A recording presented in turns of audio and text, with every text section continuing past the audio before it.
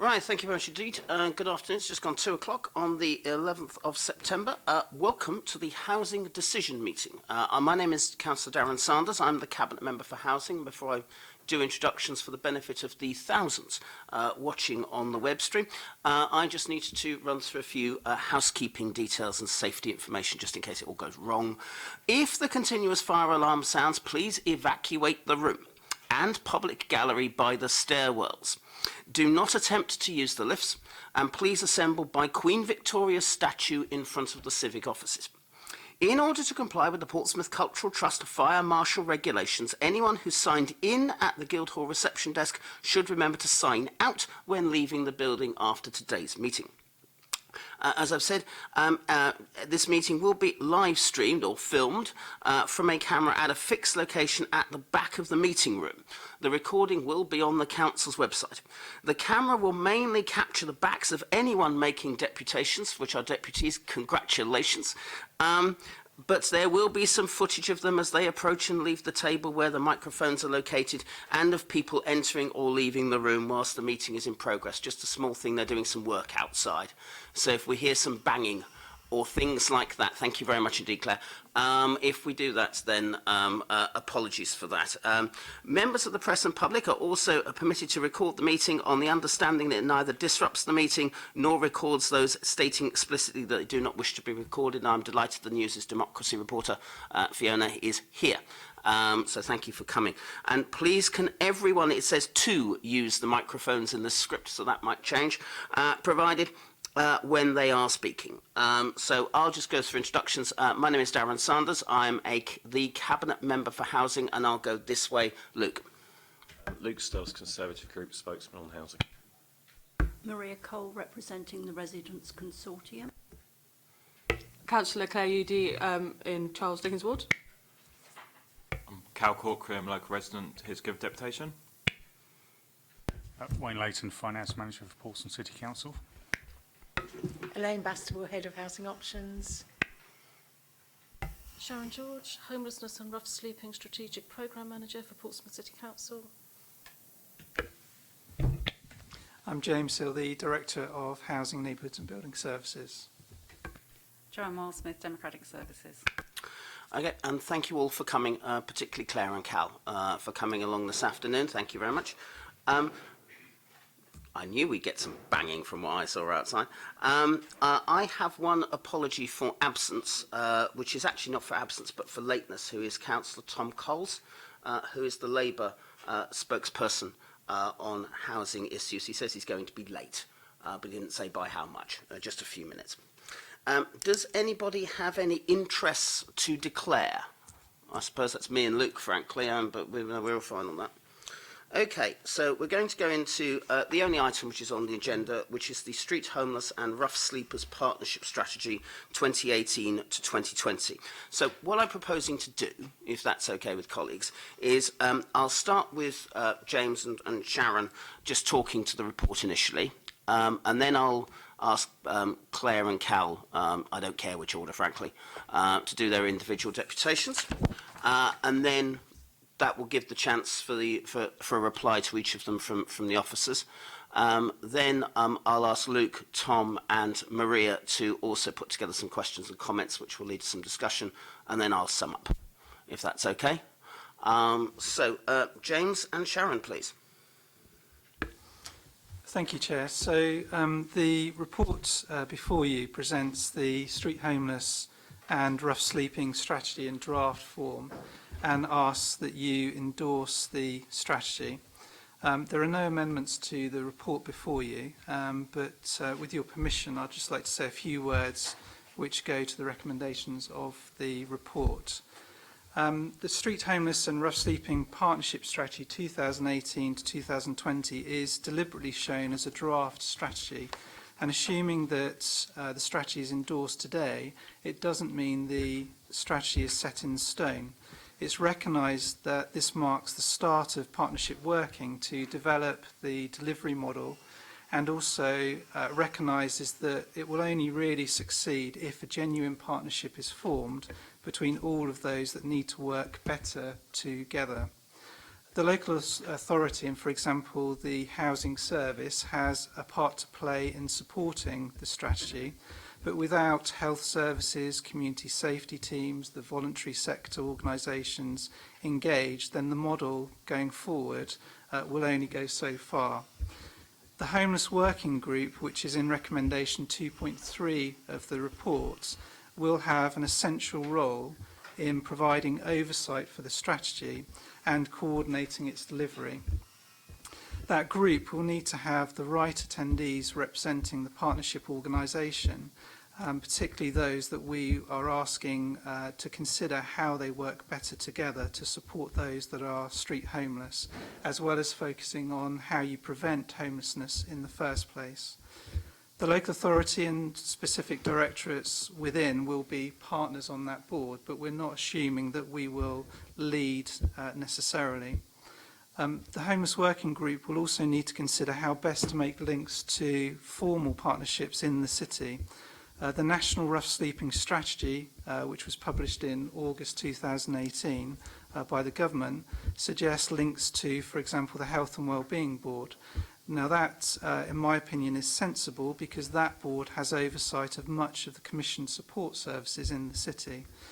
We know that the Safer Portsmouth Partnership will also be very keen to remain connected to this work, and all of those links will help ensure that the focus on prevention is made across the wider system, and that isn't lost. The strategy suggests an approach in recommendation 2.2 and a model which we've termed accommodation first, not accommodation only. What underpins that recommendation is the desire to take the current accommodation only model, so for example providing night beds, the winter shelter as it's also known, to one where we link accommodation and support. There is a licensed approach nationally called Housing First, which is being piloted in a number of local authorities, and there will be opportunities for the Homeless Working Group to learn from those pilots as that model develops.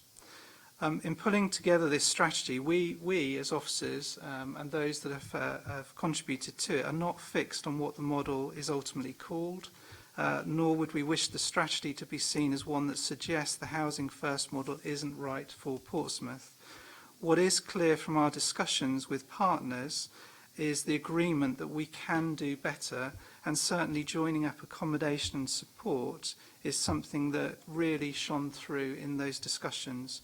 So I think the Homeless Working Group will be well placed with the right attendees to build on the current learning and develop that model, making sure that it suits the needs of Portsmouth.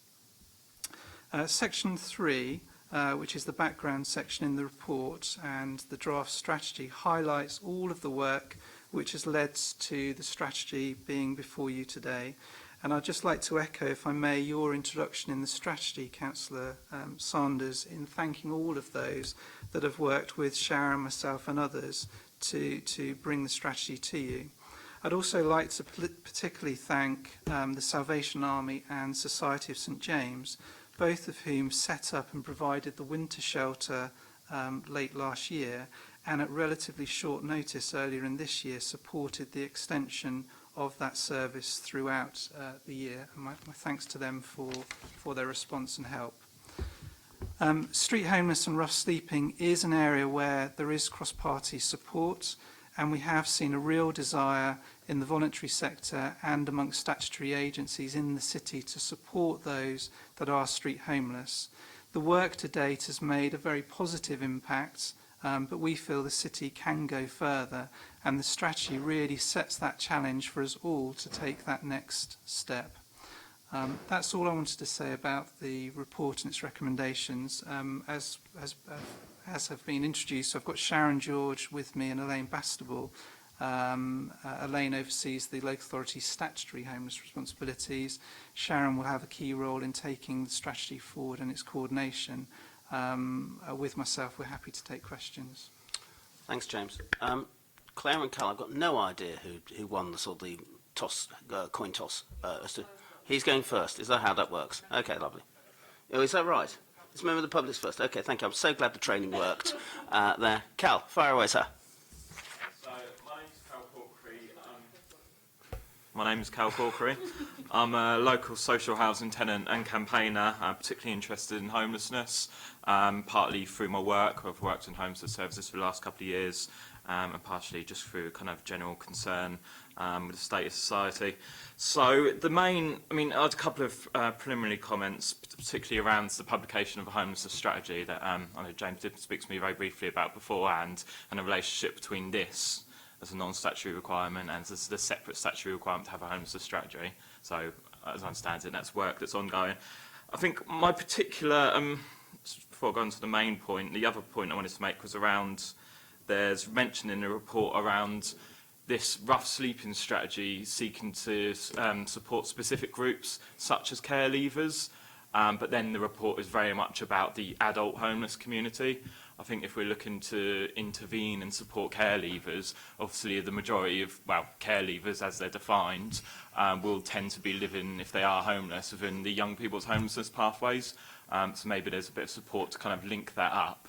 And also, having worked in those services, very much my belief that if the appropriate support and accommodation is provided at that stage, that can be a way to minimise risk of later rough sleeping. And as we know, the number of older rough sleepers who were previously care leavers is unfortunately very high. The main point I wanted to talk about was the concept of housing first and how it fits into this strategy. So the draft strategy states that support can be provided as part of a housing first approach, but is not inherent to the package, and therefore the council will be pursuing a different model, or that's at least how I've read the wording. However, my understanding of the housing first model is that appropriate support is very much inherent in the approach. In fact, if you look at the Housing First England website, it states, unlike other supported housing models, individuals do not need to prove they are ready for independent housing or progress through a series of accommodation and treatment services.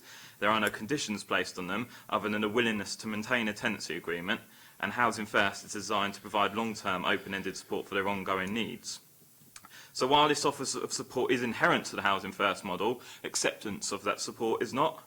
The rationale behind this is that many rough sleepers, particularly those with the most complex needs, are often reluctant or unable to commit to engaging with support as a condition of their accommodation. This can lead to them being evicted from supported housing or not moving into it in the first place.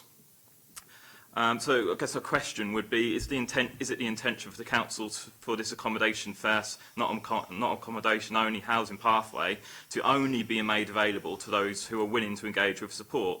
And if so, it's my belief that it's likely to support those who most be in need of it. I've visited Housing First projects and I've seen how they work on the ground. I was told by workers in those services that many of the rough sleepers who were given accommodation initially refused the offer of support, but over time built up relationships with those staff and gradually began to work with them to address the issues that led to their homelessness. The offer of support is always there, but service users are not forced to accept it.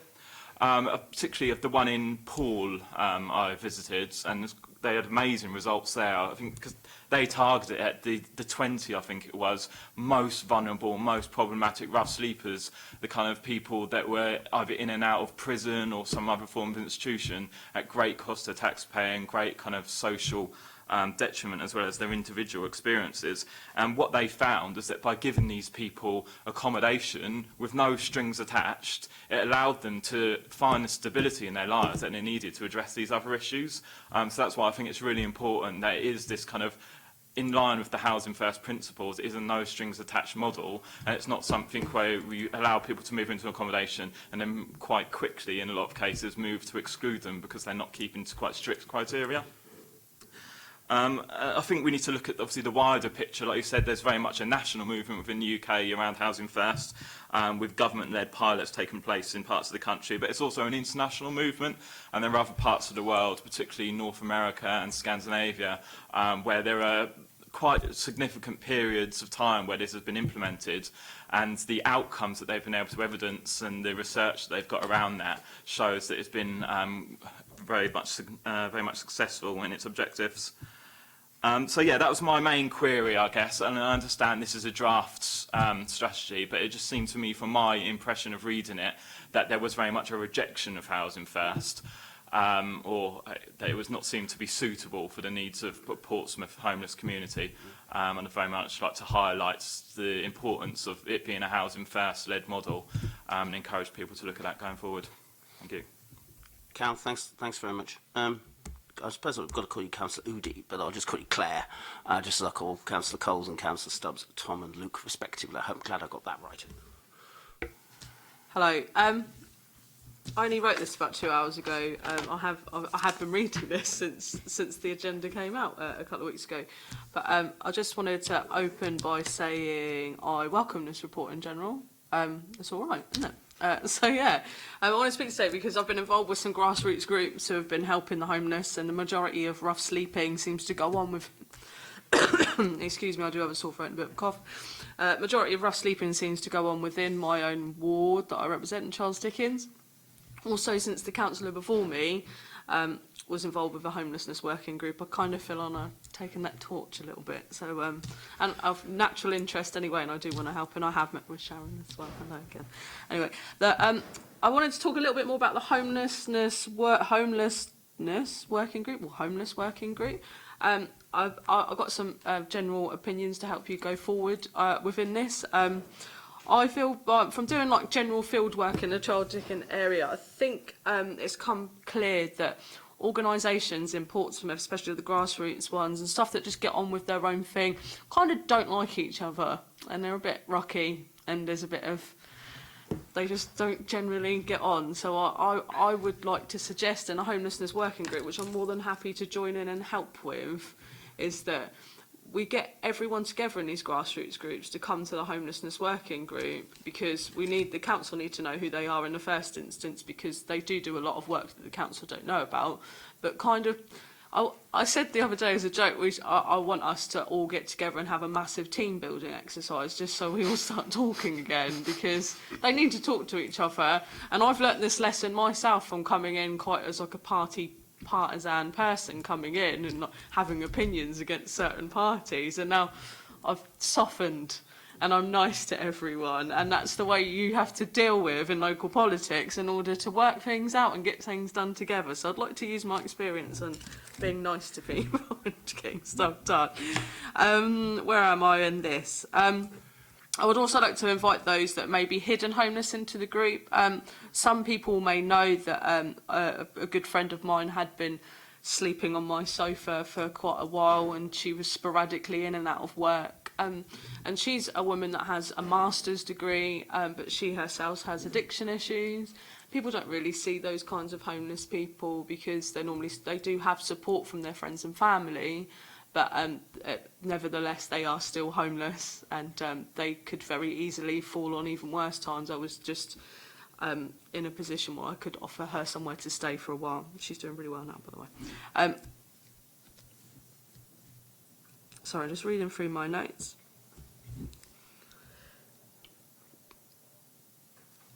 A niggling point on 3.9 on page 4 regarding those. You just said affordable housing. I'm sorry, but I know affordable housing's a term, and we use it a lot. And I thought you'd probably bring that up because it said affordable housing. But I'd like to suggest. I know that when we place people into accommodation through like housing associations or whatever, I'm having niggling points with housing associations. Could we kind of try and keep people within the remit of Portsmouth City Council housing if we can, if we rehouse them?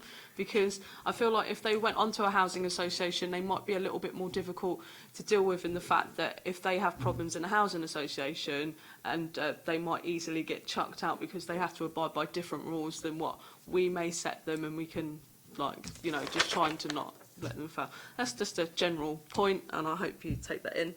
I wanted to say about combating begging. I know there was some language about begging in here, but and I do feel intimidated on the street sometimes, especially if there are people next to cash machines. But I must state that I feel that people don't choose to beg as such, and I think it's because of their circumstances dictating them to do that, and because they're sitting in freezing cold sometimes for hours at a time. They might not. It probably will go on, probably drugs, but it could be for other things like clothing and food. And I don't want to demonise or criminalise any of these people, so I think we should take a not a hardline approach, because I've seen in other councils, and it's been mentioned in meeting that they've tried to have like propagandist doublespeak campaigns against people that are just begging, and it's not fair. We should be helping these people. I'm being so bossy, I'm sorry. I would like to say that... Just say what you like. Okay, that's why I'm here. Don't mind. Councillors should come and give deputations all the time. This is why I've been elected, I hope. So there's a problem where I feel where homeless people are being let down is the support after they've been rehoused. And I hope this is going to be the massive thing that, for me, I feel like we must treat everyone that is homeless like they have complex needs, so that when they are housed, the support continues indefinitely. Most of those who suffer from addiction or mental health issues may need to be on the radar for life, so we can keep them housed and not vulnerable. I hope the resources are there and we aren't faced with more savage cuts preventing us from do that. So I just want to finish saying it normally turns out that a lot of groups that have been helping the homeless, unbeknownst to the council, I kind of have to just like discover them because they're just there doing stuff. And I'd just like to thank a particular group that I have helped out a little bit, but normally I keep them like they do their own thing. We help fundraise. We went to a fundraiser for them the other day. It was very good. At a fire station, okay, I won't talk anymore about that. I don't want to talk about it. Okay, anyway, so I'd like to thank Helping Hands. I must commend them because they know every single person that's on the streets by name. And this is the group that start outreach that for people, because a lot of street homelessness people, they'll talk to me when I don't have my badge on, but they won't give me a second look when I do, because they assume that we're all establishment. And a lot of people have problems with authority. I know I certainly do. That's why I'm not in a political party. That's why I don't like having a boss, for instance. But they fill in forms for people, they signpost people to different services, and other than that, they just give people an ear to so someone can talk to them. And we really need to rely on those services to maybe tell us information about the people that might not be engaging, and saying maybe they will engage, but that people might not engage for months to years, and we've just got to keep at them. And I'm worried that rules might be set, whereas you can go, wow, it's been 6 months and they've not done anything, see you later, and then having to deal with that situation. So places like Helping Hands and other groups are talking to people in the first instance and just being like, hey, I'm your friend, more than that, and we should try and be less badge holding people and more on the street people. I don't think I've got anything else to say. I'm quite up and down with this, but yes, and also we need to look after vulnerable women. We need to tell women that, because women are regularly assaulted on the streets. I just wanted to get this one recorded, actually. Women are so vulnerable on the streets. They're regularly assaulted, but they do not go to the police because 9 times out of 10 they're suffering from substance misuse issues, and we just need to tell them that they're not going to be criminalised for going to the police and that they haven't done anything wrong. And because I think the women need help more than the men involved, so that's me being a feminist a little bit there. But anyway, thank you for listening to me. It's all up and down, but thanks, Sharon. Cheers. Thanks for that, Claire, and thanks to both of you. The passion that each of you convey, which actually sounds worse than it is part of what a lot of people feel very strongly about this issue across the whole city. But it's great that it can be articulated in such a way. And I will say a bit more about that a bit later. Colleagues, there are a few issues I think raised in the deputations, which I want to try and run through in order. So I'll start with some of Cal's. Cal mentioned a homelessness strategy as opposed to a street homelessness strategy. This does feel like dancing around a pinhead. But what is the difference between the two, colleagues?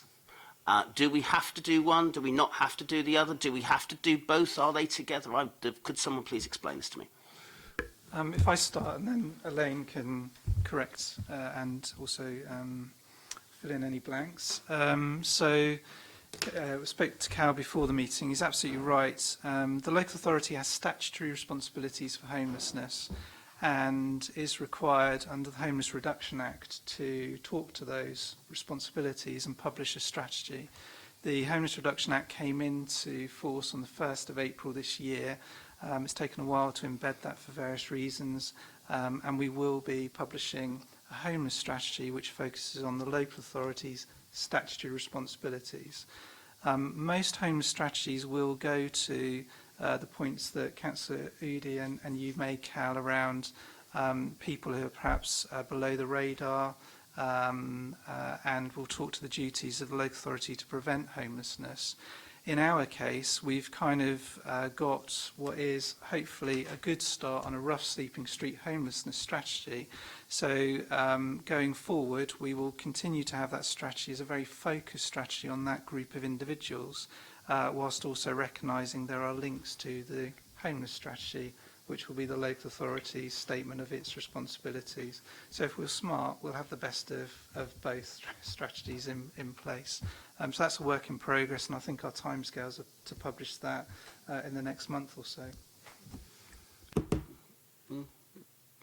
No, anything else to add? No, okay. Cal's second point was about care leavers. Now, I remember doing a scrutiny panel on isolation amongst 16 to 24-year-olds, which meant trundling around the foyer and elsewhere, and it's pretty clear that things like hubs and stuff like that were things we put forward.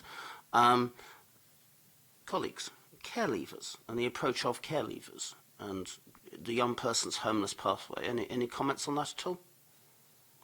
Yes, I am going to go through all the points in order. Elaine.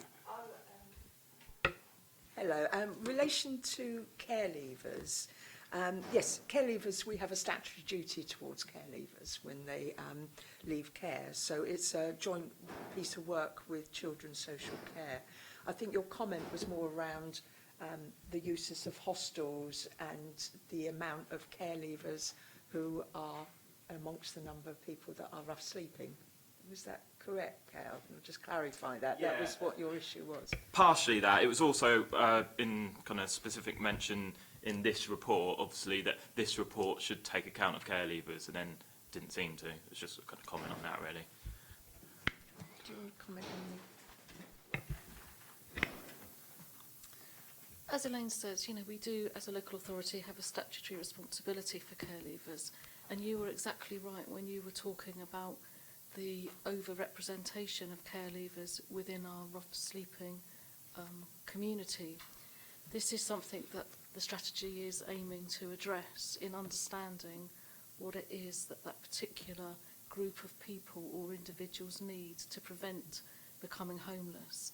So that's what the strategy was trying to achieve alongside our statutory responsibility in trying to really understand what it is we can do in terms of prevention in young people's accommodation, in the young people's pathway.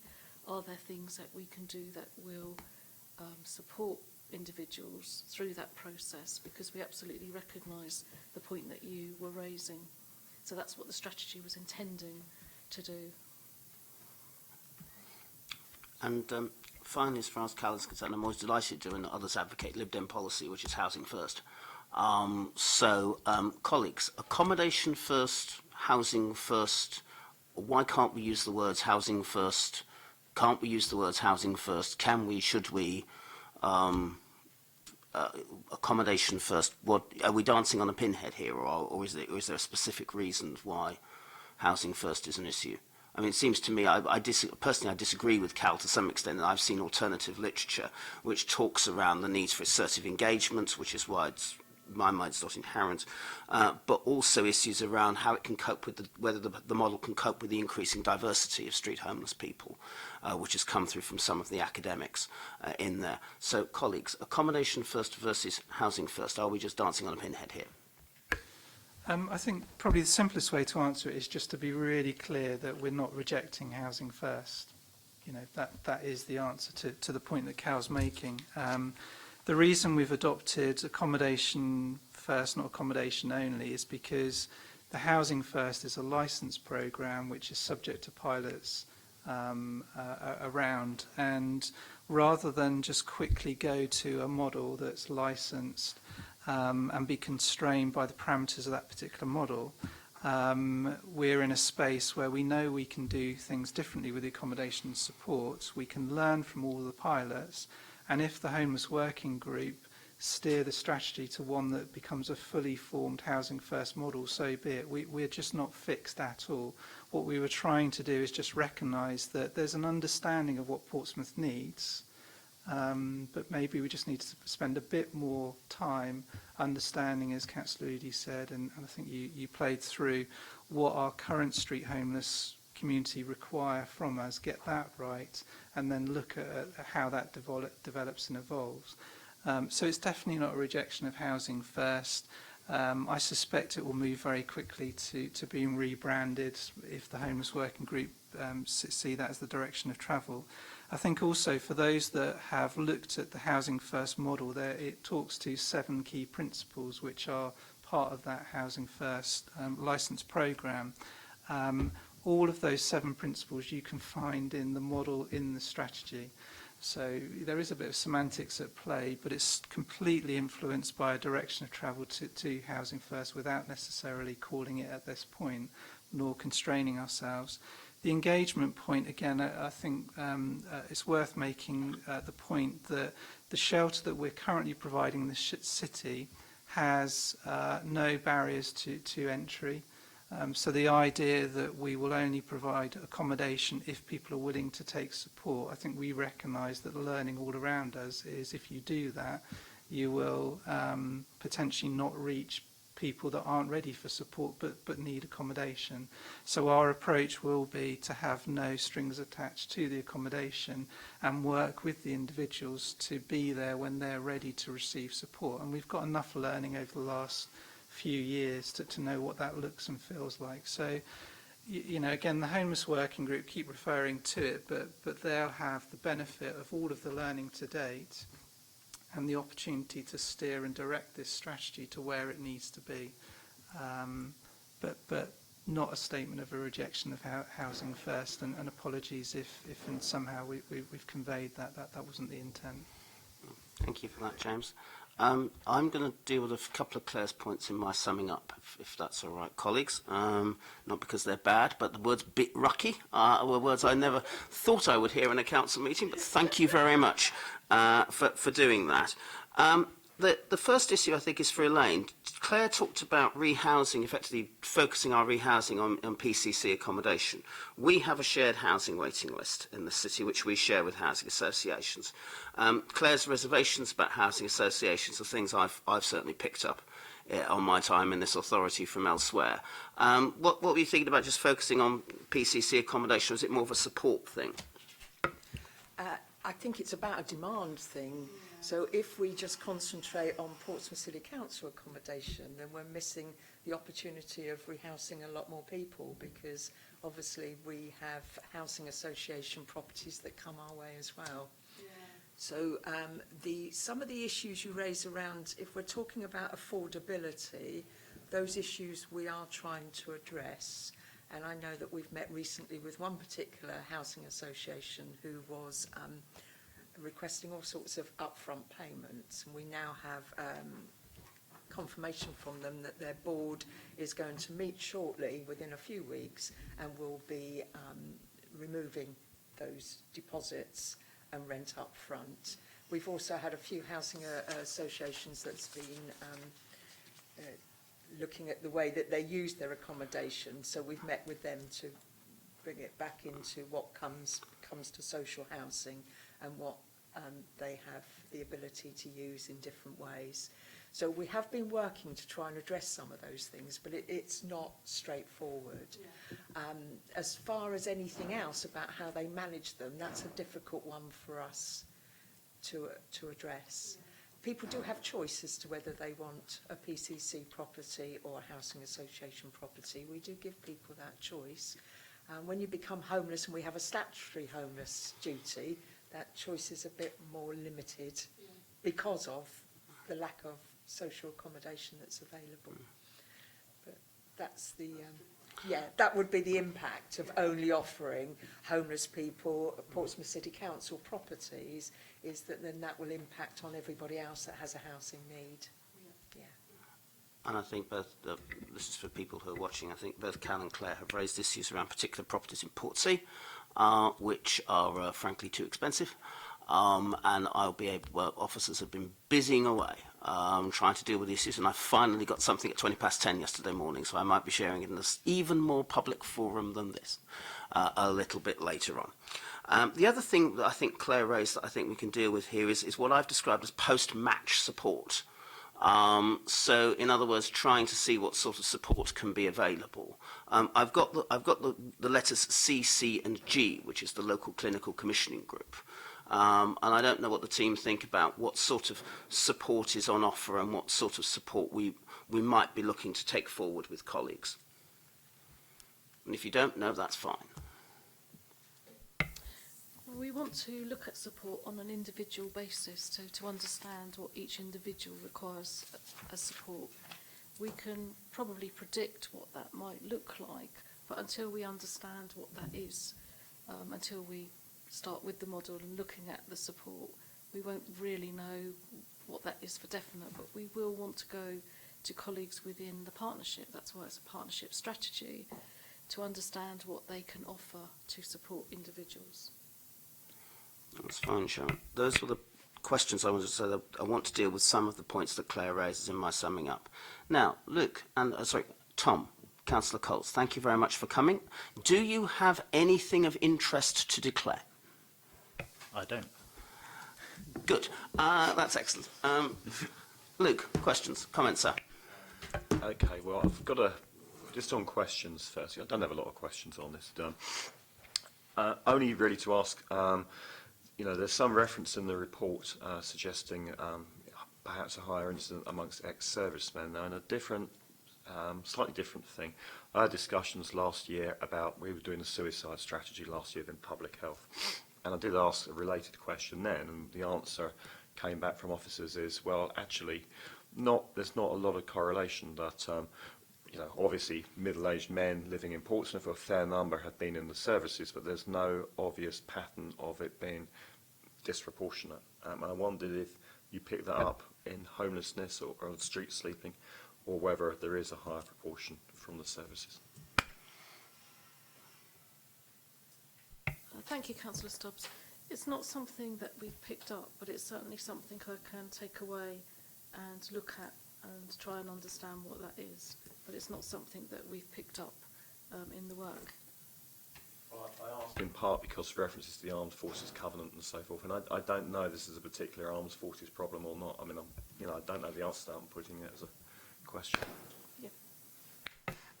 We've also looked at that in relation to the housing waiting list, and unfortunately we don't record enough information to be able to give a definite answer to that, but it is something we'll be recording in the future.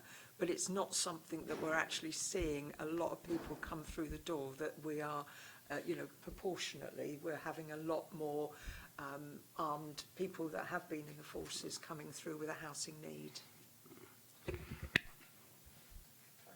The other thing which I could ask it as a loaded question, because it's one I already know the answer to, but just for the information of the deputies really, is just about the usage of the shelter. I think it might be worth just making a quick comment on that, the surprising fact that it's been busier in the summer than the winter.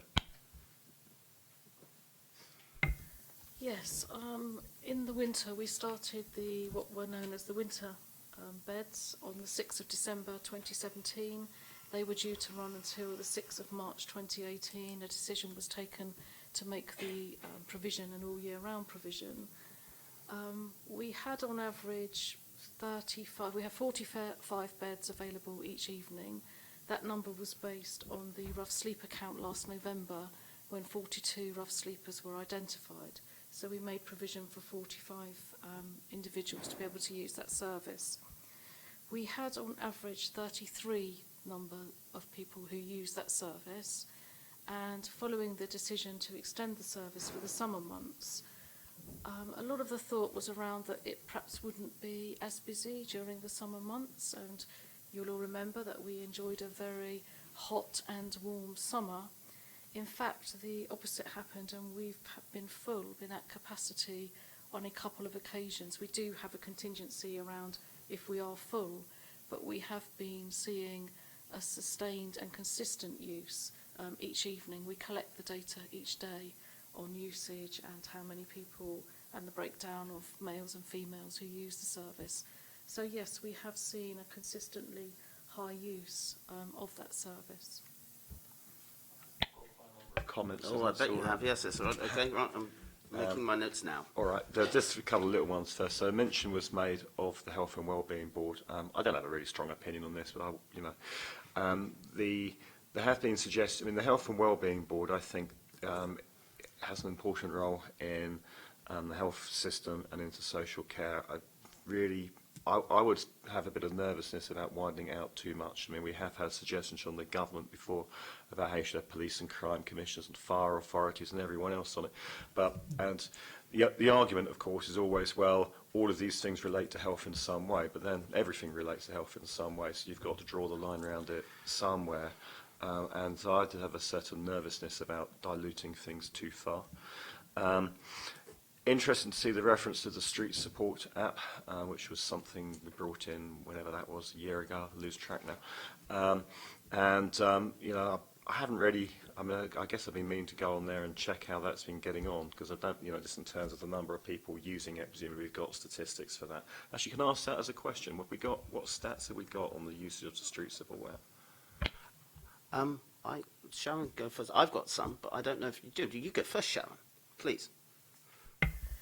We're working with the people who are developing street support to understand the usage. We don't have that level of information currently, but we're working with them to understand that.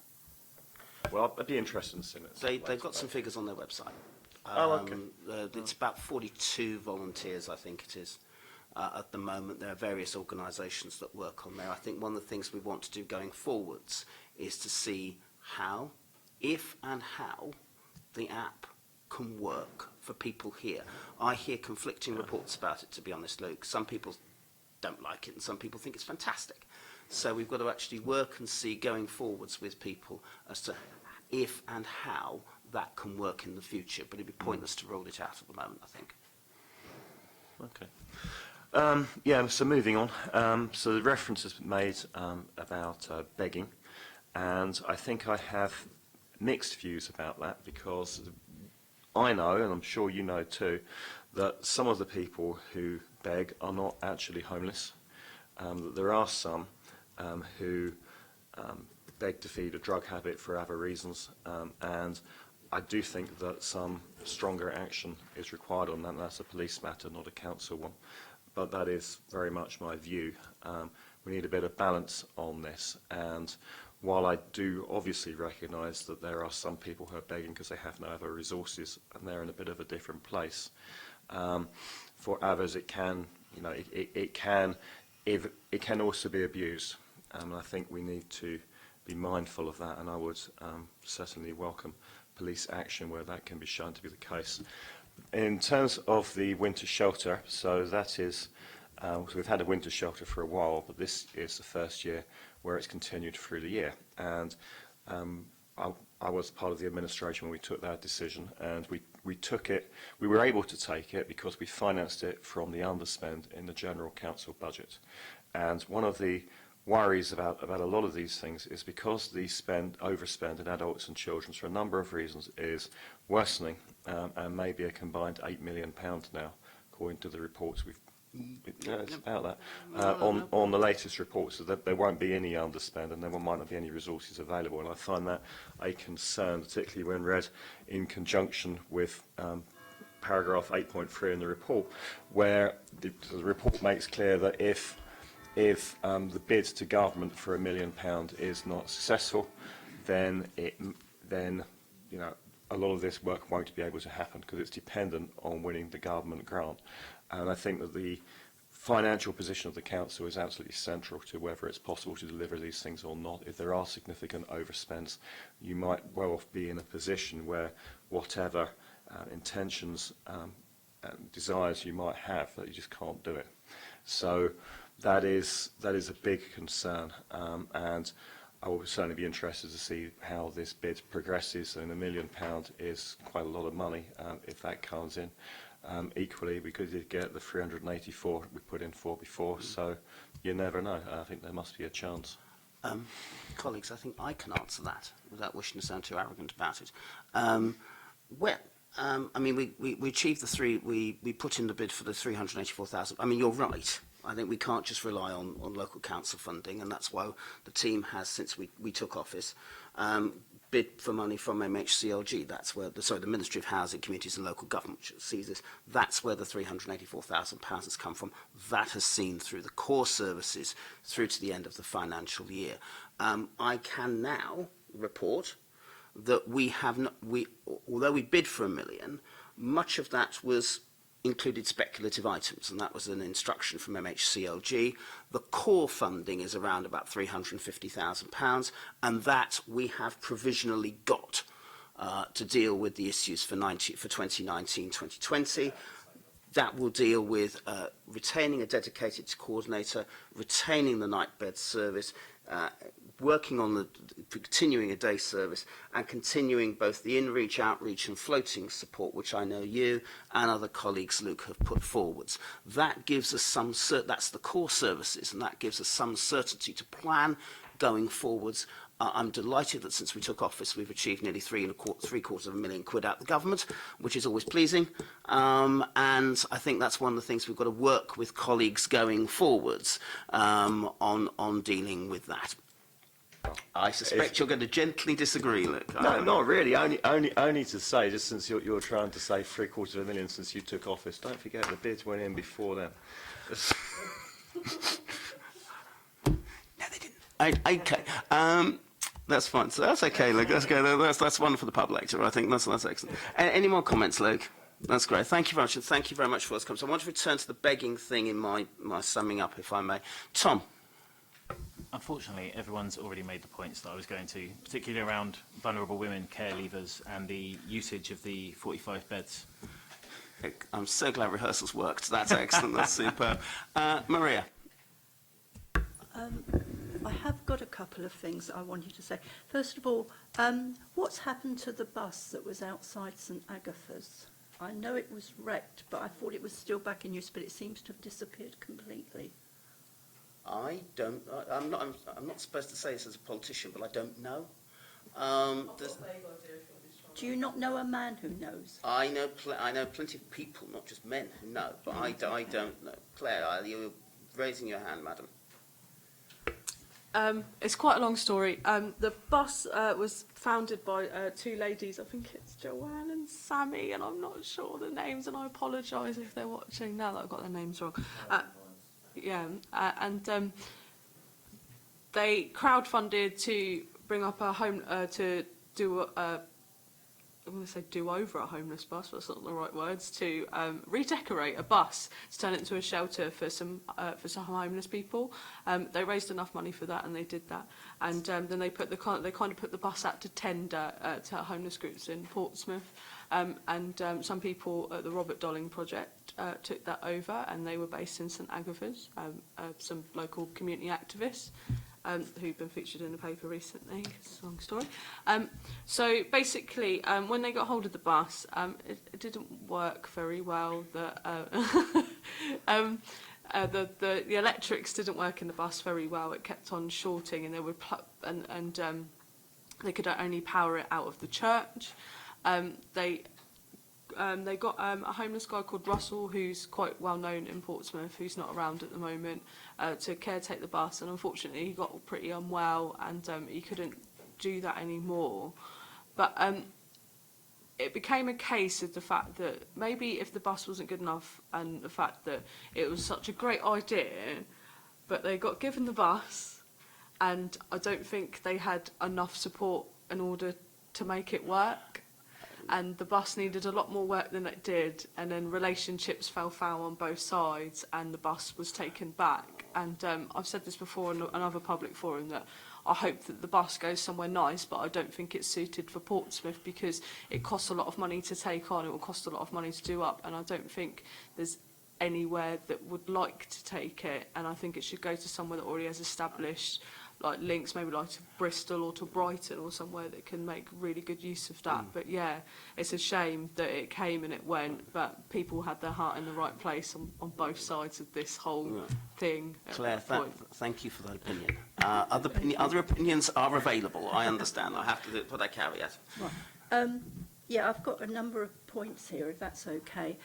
First of all, I was quite pleased about the church interventions through the winter months. My church was one of those that was involved. Is that going to continue this winter, do you know? Does anybody know?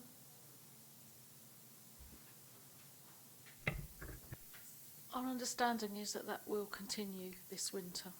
Yes. That's good news. We're talking about beggars. In Plymouth, they had a system, it was usually done through church members, but it was funded by donations. You could buy a voucher, and if you saw someone begging, you gave them the voucher, and it entitled them to either food and or clothing. I don't know if Portsmouth have ever thought of a scheme such as that, because people are reluctant to give money because they don't know what it's going to be used for. And this voucher system seemed to work really well. I don't know. I think there's sort of general murmurings and nods because there's different versions of this. There's a system based around a QR code in Oxford, which is with an account. Also in Scotland, they're just physically giving money to people who find it difficult to engage. Literally for hotel rooms and things like that. That's something else that can be looked at. But I think that's probably one to add to the long list, I think. But certainly, I want to come back to there's a few ideas that both you and Luke have raised I want to return to at the end. But I think that we can add that to our long list of things to consider. Maria, thank you for that. And just the last one. I regularly go to Havant, and I have coffee at a place called the Beacon Lounge in the Meridian Centre, which is where the food bank is. And when you're there, you can buy coffee in advance, and it gets put into a big book. I actually use my loyalty card to do it, because when people come in to use the food bank, they can have a free coffee that somebody has said, you know, I want a cup of coffee, but can you take money for two? And it gets put down in a book, and it's just a way of giving somebody who could do with a cup of coffee a free coffee. So it's just... Another one to add to the, oh my grief, we're getting murmurings here. This feels like the judges on Strictly Come Dancing or the X Factor. I mean, we're getting murmurings and nods of approval here, which is good. I think we've got to look at doing things differently, I think, and there are many ideas, one of which included offering up cards, I think, from Councillor Smythe, I've got to mention this, has offered up a suggestion of giving councillors cards to sort of hand out to people with services names on and those sorts of things, similar to what they do in Gosport, except it's not 10 foot by 10 foot by the pier or by the ferry pontoon, which I think is another interesting idea around information. Any other thoughts, Maria? Apart from that, no. I do wish that I had known about the meeting previously and had time to read the report, but what I've gone through and listening to the deputations and the officers, I just welcome it. I had been made homeless myself since coming to Portsmouth. It was only luckily for a few months before the council picked me up and dusted me off, for which I'm grateful. But yes, it's a very good report and I do welcome it, and it'd be good to see what action comes from it. Maria, thank you very much. So it now falls to thank you very much for colleagues for questions and comments as well. It's been hugely helpful. So it's my turn to sum up. Over the past few years, it's become pretty clear, as we've seen more and more people who happen to sleep rough on our streets, that whilst a lot of great work is occurring, usually amongst many groups, some of whom have some tensions with some others, but lots of great work is going on. The time has come essentially to coordinate it. What this strategy aims to do is to build on the work that has happened by people previously, including and a lot of the work occurred under Luke's administration in terms of the building blocks. Our job is to try and take that forwards. but by listening not just to many of those groups who help, but also by listening to people who happen to sleep rough as well, there are certain things that we've learnt and that we want to pursue. The first is that we have to do things differently. Claire's point about traditional models not working is absolutely right. We have to make sure that the state does not go in with its size nines, but in fact works on an equal footing with voluntary groups and with other statutory partners to try and make sure that we can provide a better service. And that's something that many people who happen to sleep rough keep saying to us in the administration, that essentially they want a better service and then they will be happier to engage. And a lot of that is built around building up relationships. We piloted Navigators, which is now something that's in the government's rough sleeper strategy in Portsmouth, and it feels we may need to go beyond that and actually have relationship builders. People who do the hard yards and do the long work in order to build up relationships, to encourage those people just to switch that light on and to engage when they might not otherwise do so, hopefully without badges. Because I think that's important. And a lot of the work that's being done by groups is important, and it's building up those relationships that matters. The key thing is also about dialogue, and a lot of it is around people working together on an equal footing. That's why the administration was very keen to re-establish the Homelessness Working Group. We were disappointed when the previous iteration of it didn't happen, just as it was about to go into the hard stuff around the homelessness strategy, which the team is going to produce over the next few weeks. We want to re-establish it, but again, we don't want it to be politicians talking to each other, because that's what we pick up is the last thing people want. And whilst Luke's point is absolutely right in that we can't dilute it to Uncle and Auntie Tom and Thomasina Cobley, it's important to involve people as much as we can involve the voluntary sector, involve our statutory partners. That's why I've suggested, or I have suggested that the team has gladly accepted the idea of having, for instance, the Cabinet Member for Adult Social Care involved as part of that group. But it is important to do that. It's important to have people working together, and that's why at the end of this meeting I will contact all group leaders and also the 4 independent councillors, as there is no group leader of the independent councillors, to see if to provide representatives on the Homelessness Working Group. But we've got to do that as part also of a city conversation event, which the team is looking to hold later on in the year, so that we can get the full buy-in of voluntary sector groups. This is, as Sharon and James said at the start of a process. Again, this is very different. It's not the state saying we have all the answers, but this is the start of the dialogue. And that's why I think it's interesting to state that one of the things today is that consultation commences on piloting the accommodation first, not accommodation only model piloted in Portsmouth. That is important because we have to make sure we get the services right. But there are certain key themes that we want to do. The first is to treat people as individuals. It's those of us who went through the horror show in the last council of a discussion of people who happen to sleep rough as detritus. Well, that will not be happening again, certainly not by us, and I don't think by colleagues in this room. We have to move away from the notion of sweeping people under the streets, off the streets. We have to move towards actually working with people as individuals with many different problems and treating them as individuals and part of our community, not part of the problem. And part of that is related to what Luke said about begging earlier on. I said in my introduction to this report that there's things in here people will hate. And as far as I'm concerned, professional street beggars need to be nicked. They do not need they should not form part of a general homelessness strategy because they're not homeless. And I think we have to work together to make sure that happens. We also have to understand why people beg. And I think we've got a pleasing thing under the previous administration whereby people were encouraged not to beg, which is encouraging, but no other outlet for their common decency. And I think that's one of the things we've got to explore through alternative giving campaigns, which has worked very well, such as in places like Manchester. And I think that's one of the things that we want to discuss and encourage and work with people on that. That's why Maria's suggestion of vouchers is a bit less far-fetched than you may feel about that. So it's about treating people as individuals and it's about improving our services.